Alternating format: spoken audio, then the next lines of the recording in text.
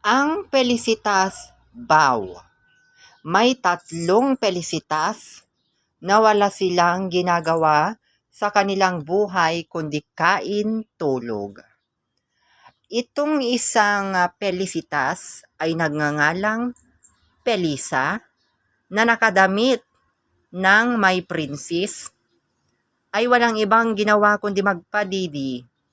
Magpadidi sa dalawa niyang anak na si Samba at Kiara.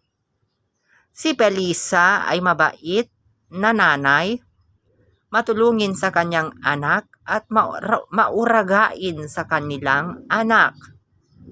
Si Felisa ay nakapon noong nakaraang buwan at ngayon ay hindi na mabubuntis. Si Felisa ay ipinagpalit ni Pancho kaya ngayon nalulungkot siya.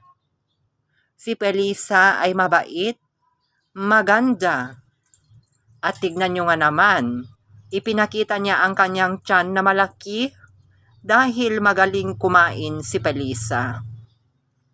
Samantala, yung isa doon ay siya yung hari ng mga parcel, hari ng duyan, at siya ang nag-iisang hari dito sa cage.